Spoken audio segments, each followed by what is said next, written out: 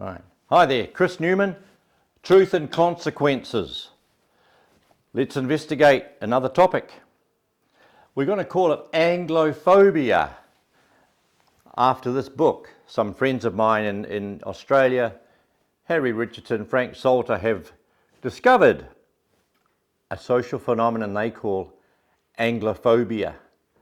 The book is available online. I'm going to explain a little bit more around this topic because as it may be new to you, as it was to me, I thought, golly, what do these guys mean?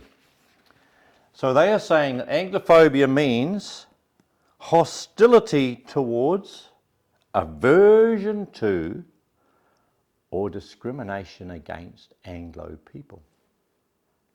Anglophobia can be displayed by non-Anglos, by other white ethnicities, and by Anglos themselves. Hostility and suspicion toward Anglo and white Australians have become systemic within multicultural institutions. I think New Zealand fits into that category. Let's have a little look.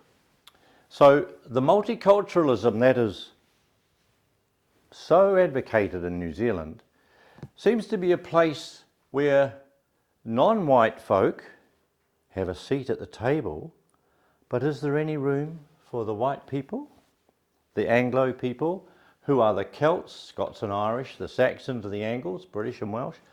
These are the people who are the historical settlers, the ones who built up this nation of New Zealand. This is our homeland here.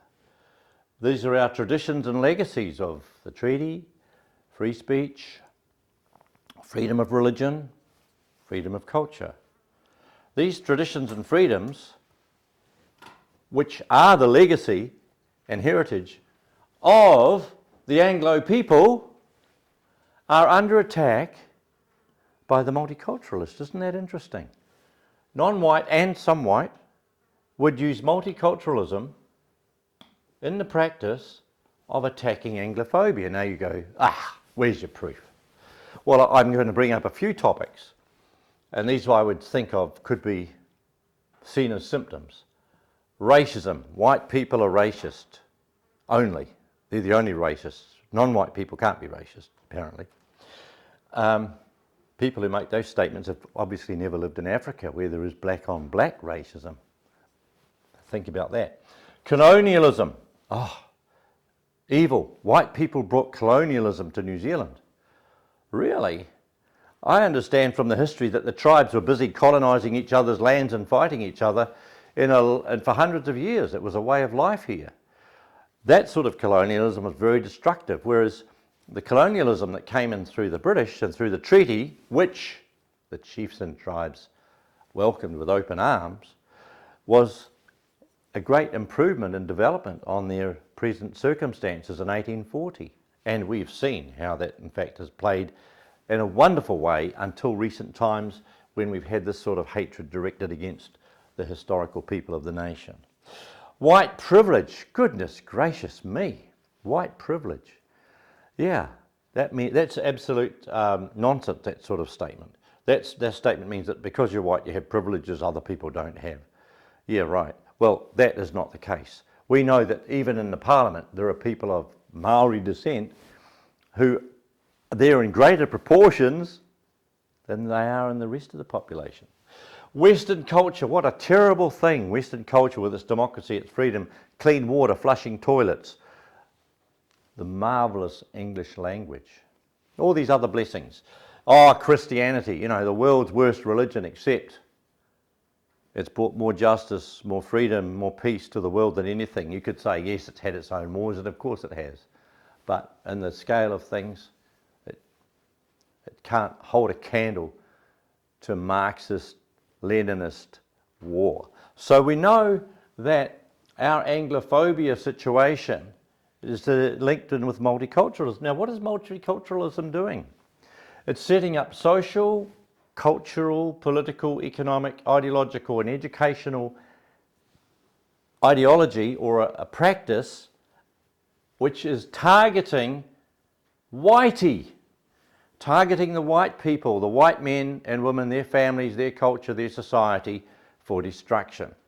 Now, we also know that the United Nations Declaration of Human Rights, so I'm just going to write the UN 1948, and the ICCPR, which is the International Convention on People's Rights of 1978, guarantee all of us individual freedom, because we are individual rights. So I'm just going to write rights here.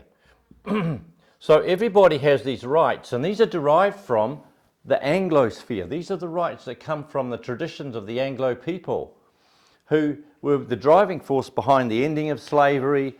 Oh, there's 110 blessings that have come through and shared with all the other nations, starting with the British people and the Americans and so on. Now, the Anglophobia is demonstrably an attack on the very foundations of modern society and those who would take it and improve it. We need to see it in that context. So what would be the consequences of this Anglophobia taken to its extreme? We'd be seeing genocide. We'd be seeing destruction of a civilization. We'd be seeing a destruction of the blessings of Christianity. And what are we going to replace it with?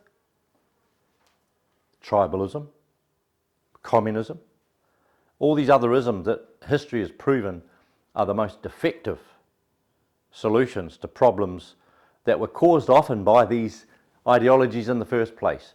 So let's get back to the basics. White people, non-white people, multiculturalism is hypocritical because it cannot embrace all cultures the way it's worked out.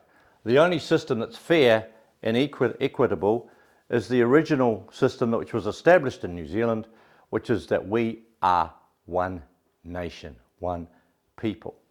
And you cannot split us apart, because the 200 years of intermarriage between the original Maori inhabitants and people who've arrived here since have created this nation.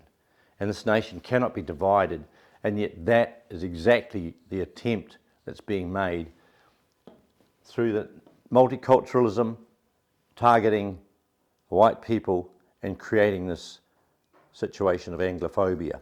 I ask you to think more deeply about the consequences and to see things more from a unified viewpoint, because that breaks through this idea of multiculturalism. We can only have one culture here, and that's the culture of the New Zealand people. And I rest my case right there. That's who we are, this is our homeland, and this is how we want to live together. Thank you. Chris Newman, Truth and Consequences.